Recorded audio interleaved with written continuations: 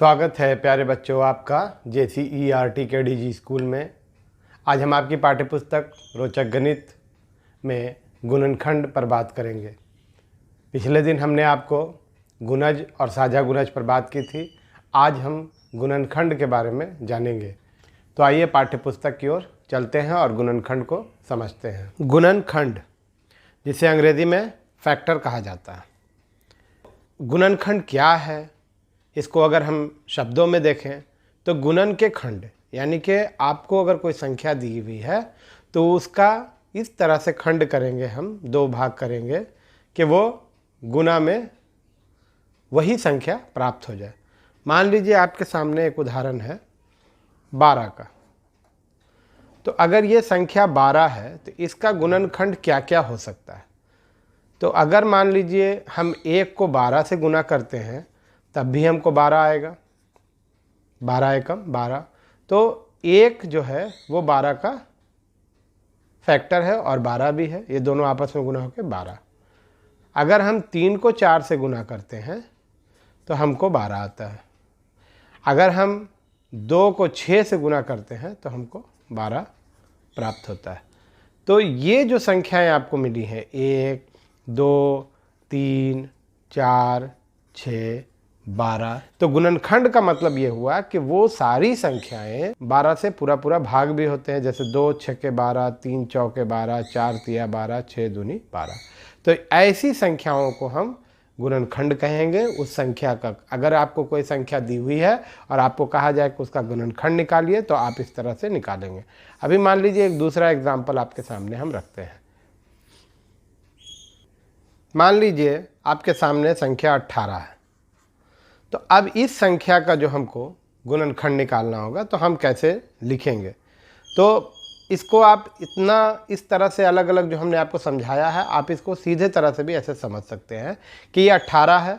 अब हमको इसका गुणनखंड लिखना है तो सबसे पहले 1 होगा, इसलिए कि 1 सभी संख्या का गुणनखंड में आएगा, क्योंकि उससे उसको गुना करेंगे तो वही संख्या मिलेगी। 12 को 1 से गुना किया 12 आया, 18 को 1 से गुना करेंगे 18 आएगा। तो जो भी संख्या आएगी उसको 1 तो उसका गुणनखंड होगा ही होगा। उसके बाद हम देखते हैं 2 9 18, तो 2 भी इसका गुणनखंड होगा। उसके बाद 3 छक्के 18, तो 3 भी इसका गुणनखंड होगा।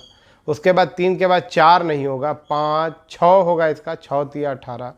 उसके बाद 7 8 9 9 होगा, 9 दूनी 18, और उसके बाद फिर 18 होगा। तो अब आप देखिए ये जो संख्याएं आपको मिली 1 2 3 6 9 18, ये इसकी गुणनखंड है, ये इसका फैक्टर है।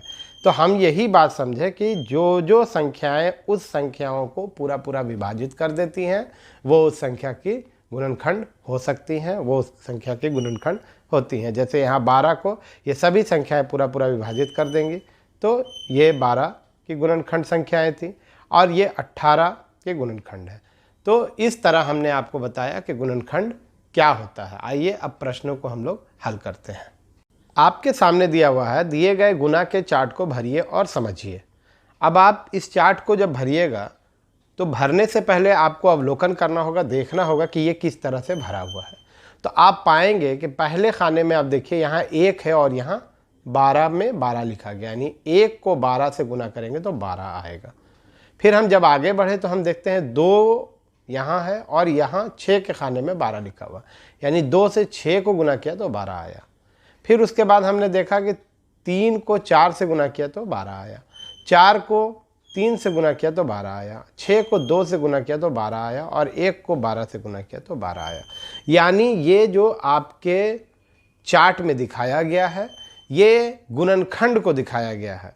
जिस तरह से हमने आपको 12 के गुणनखंड को समझाया उसी तरह से इस चार्ट में इस गुणनखंड को दिखाया गया है।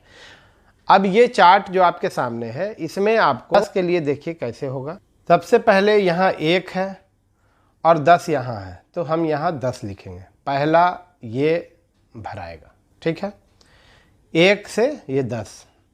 अब हम 2 में देखेंगे कि 10 किससे गुना करने पे आता है। तो आपको याद होगा कि 2 पचे 10 होता है, तो 1 10 यहाँ पर लिखाएगा। देखिए ये गुणनखंड आते जा रहा है। अब 5 दूनी 10 भी होता है, तो 5 को 2 से हम जब गुना करेंगे तो 5 दूनी 10। अब 5 दूनी 10 के बाद अब 10 एकम 10, यहाँ भी हम 10 भरेंगे, ये 1 के खाना में। तो इस तरह से जो आपने इसको भरा, यही इसके गुणनखंड के चार्ट को आपको दिखा रहा है कि 10 के गुणनखंड कौन कौन हो सकते हैं। तब आप लिखेंगे 1 मिला 1, 2, 5 और 10, ये 4 संख्याएं 10 की गुणनखंड होगी जिनको आपको लिखना है। आइए अब हम आगे के प्रश्नों को देखते हैं। पेज नंबर 41 पर आपके सामने प्रश्न है कि 3 गुने 11 बराबर 33, ये दिया हुआ है। इसका मतलब क्या हुआ कि 3 और 11 33 के गुणनखंड है, यानी कि यहाँ पर हम लिखेंगे कि 3 और 11 जो है वो 33 का गुणनखंड है। ठीक है।